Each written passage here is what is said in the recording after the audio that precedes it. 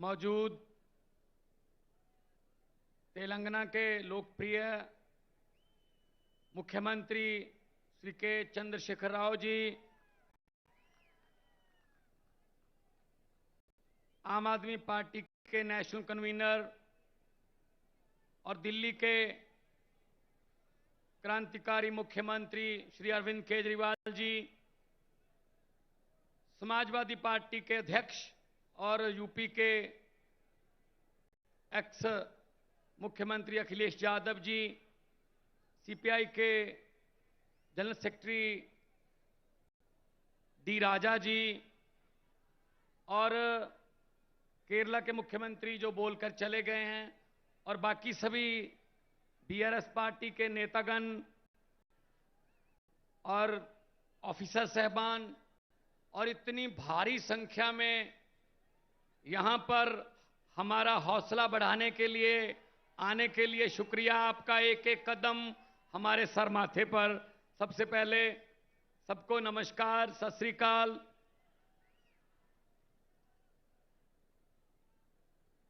आज एक बड़ा अच्छा प्रोग्राम देखा जिसमें लोगों की आंखों का चेकअप होता है। बहुत बड़े लेवल पर चश्मे बांटे जा रहे हैं और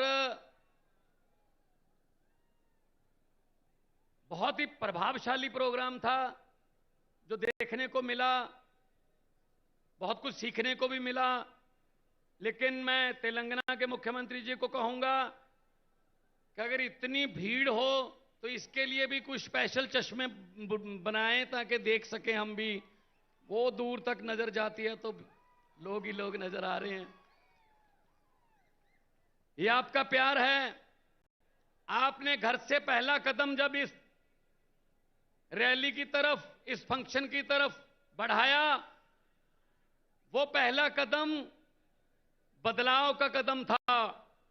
आपका यहां पे आना इस बात का सबूत है कि आप देश को प्यार करते हैं। आपको चिंता है कि देश कहां जा रहा है। आपको इस बात का ज्ञान है कि देश नफरत की राजनीति को बर्दाश्त करने वाला नहीं है। ये देश एक गुलदस्ता है, अलग अलग रंगों के फूल हैं, लेकिन कुछ लोग चाहते हैं कि गुलदस्ते में सिर्फ एक ही रंग के फूल हों। ये हो नहीं सकता, ये हो नहीं सकता। जिस गुलदस्ते में सिर्फ एक ही रंग के फूल हों उसको ज्यादा देर देखा नहीं जाता। असल में फूलों की रंग की जो विभिन्नता है वही उसको गुलदस्ता बनाती है। तो आज देश क्या मांग रहा है? देश मांग रहा है रोजगार। Youngest country on the earth India, Bharat, लेकिन युवा बेरोजगार हैं। इन्होंने वादा किया था 2 करोड़ रोजगार हर साल पैदा करने का, वो भी जुमला निकला। इन्होंने वादा किया था किसानों की आमदनी दुगनी करने का, जुमला निकला। इन्होंने कहा था बहुत हुई महंगाई की मार, जुमला। इन्होंने कहा था 15 लाख हर घर के खाते में आ जाएगा, जुमला।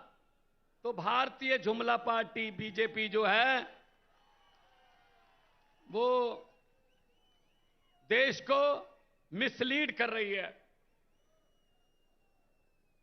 वो हर चीज हथियाना चाहते हैं। ये भी मेरा हो जाए, ये भी मेरा हो जाए। जिस राज्य में जीतते नहीं हैं लोगों द्वारा, वहां पे बाई इलेक्शन द्वारा जीत जाते हैं। इस्तीफा दिलवा लो, खरीद लो बंदे, एमएलए खरीद लो। मतलब हिम्मत देखो। आम आदमी पार्टी ने एमसीडी चुनाव में 250 में से 134 सीटें जीती, बहुमत है, लेकिन फिर भी कह रहे हैं जितनी मर्जी आ जाए मेयर हमारा बनेगा। ये क्या बात हुई भाई? ये लोकतंत्र है? ये तो लूट तंत्र है, ये लूट तंत्र है। लेकिन इनको ये नहीं पता, इनको ये नहीं पता कि वक्त बहुत बड़ी चीज होता है। वक्त राजाओं से भीख मंगवा देता है, वक्त और भिखारियों के सर पे ताज टिका देता है वक्त। वक्त बहुत बड़ी चीज होता है और ये पब्लिक है, सब जानती है। लोग जब चाहें आदमी अर्श पर और ऊपर जाके ये बीजेपी वालों की तरह अहंकार करे तो लोग कहते हैं आजा बेटा फर्श पर। बहुत बड़े बड़े उतारे हैं भाई साहब, बहुत बड़े बड़े। हुकूमत वो करते हैं जिनका दिलों पर राज होता है। हुकूमत वो करते हैं जिनका दिलों पर राज होता है। यूं कहने को तो मुर्गे के सर पे भी ताज होता है। तो हुकूमत लोग जिसको दिल में जगह देते हैं उसकी होती है। ये छीनी नहीं जा सकती, ये खरीदी नहीं जा सकती। लोगों का प्यार खरीदा नहीं जा सकता। लोगों के प्यार की किसी करेंसी में कोई कीमत नहीं है। अभी जब से मैंने होश संभाला है, हर 15 अगस्त को लाल किला से तत्कालीन प्रधानमंत्री भाषण देते हैं। मैं भी सुनता था। आज तक वही भाषण, अफसरों का लिखा लिखाया रटा रटाया भाषण, लाल किला के सामने से बेरोजगारी पर चिंता व्यक्त, महंगाई पर थोड़ी ज्यादा चिंता व्यक्त, आतंकवाद पर सबसे ज्यादा चिंता व्यक्त और 15 अगस्त खत्म। मैं उनको कहना चाहता हूं, मेरे देश के वारिसों, अगर देश की 130 करोड़ जनता की किस्मत नहीं बदल सकते, कम से कम भाषण तो बदल लो। अब तो लाल किले के कबूतरों को भी भाषण याद हो गए होंगे। कुछ तो नया कर दो, नहीं करते। अपने आप बारी आ जाती है। लोगों के पास कोई रास्ता ही नहीं था। पंजाब में ऐसी चल रहा था, 5-5 साल की बारियां चल रही थी।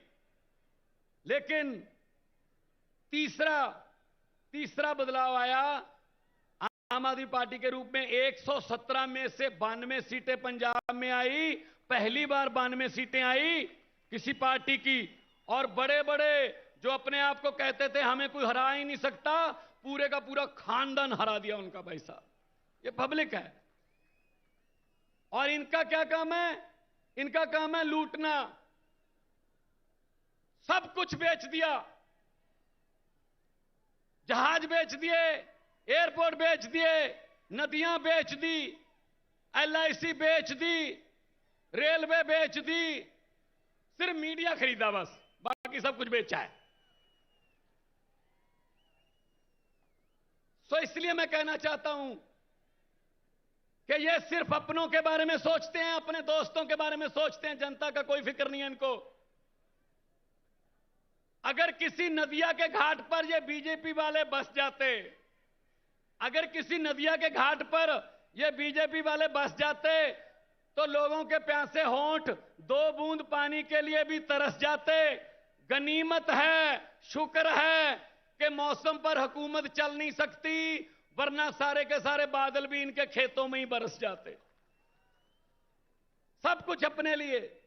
ये राज्य भी दे दो। ये राज्यपालों से तंग। राज्यपालों को कहते हैं काम नहीं करने देना, स्कूल नहीं खोलने देने केजरीवाल को। केजरीवाल अगर चाहे कि मैं टीचरों को फिनलैंड जाके ट्रेनिंग दिलवा के दिल्ली के बच्चों के लिए लेटेस्ट शिक्षा का प्रबंध करूंगा, कहते नहीं जा सकते, यहीं रहो।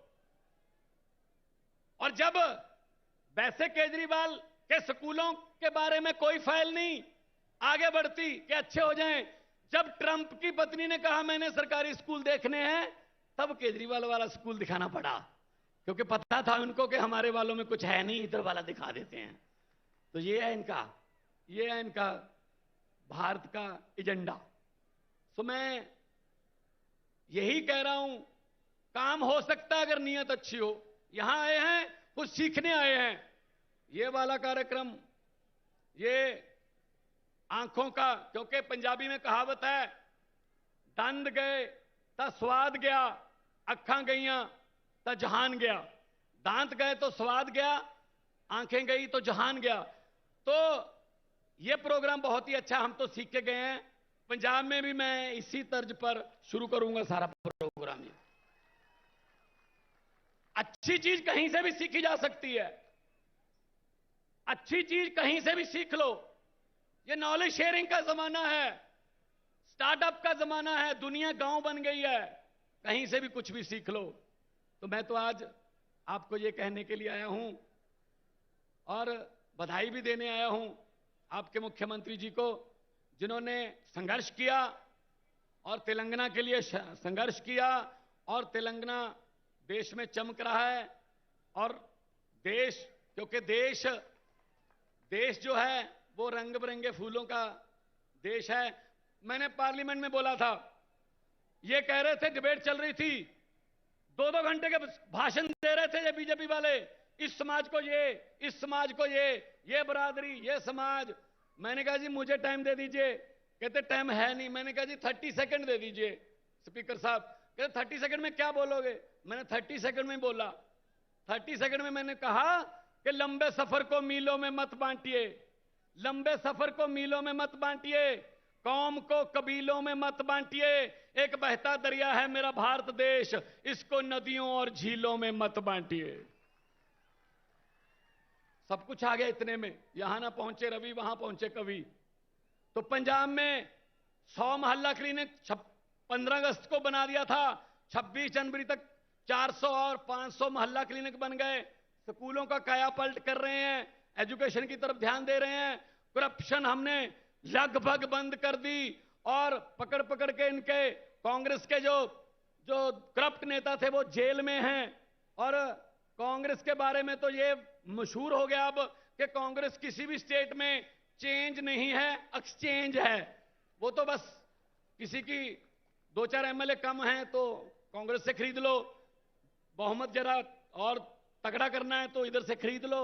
वो तो कांग्रेस को तो अपने ऑफिस पे लिख लेना चाहिए, यहां पर लोगों द्वारा जिताए गए विधायक सस्ते रेटों पर बेचे जाते हैं। ये हालत है उनकी। उनका भी उतना ही कसूर है इस देश की बर्बादी में, जो आजकल चल रही है बर्बादी। तो देश नंबर 1 बनाना है ना। सब कुछ दिया इस देश को भगवान ने, हर किस्म का मौसम दिया, पहाड़ दिए, नदियां दी, कोयला दिया, मारूथल, पानी, समंदर, क्या और इतने मेहनती लोग, 130 करोड़। बस एक चीज नहीं दी, सच्ची नीयत वाले नेता बहुत कम दिए हैं। सच्ची नीयत वाली सरकार आ गई देश में, यही देश नंबर 1 बनेगा, यही देश नंबर 1 बनेगा। और मैं आखिर में 2 नारे लगवाऊंगा। शहीद आजम भगत सिंह, राजगुरु सुखदेव जब अंग्रेजों के साथ लड़ रहे थे आजादी के लिए, तब वो नारा लगाते थे और उस नारे से अंग्रेजों की महलों की खिड़कियां कांप जाती थी। दोनों हाथ ऊपर करके नारा लगाना है, उनकी आत्मा को भी सुकून मिलेगा। चलो हैं अभी खम्मम में लोग जिन्होंने हमारा इनकलाब का नारा दिया, बुझने नहीं दिया। इस दिए में चाहे हमें तेल की जगह अपना खून डालना पड़े, लेकिन इनकलाब का दिया बुझने नहीं देना। दोनों हाथ ऊपर उठाकर इनकलाब, इनकलाब। लोगों को अक्सर कहते सुना है जिंदा रहे तो फिर मिलेंगे।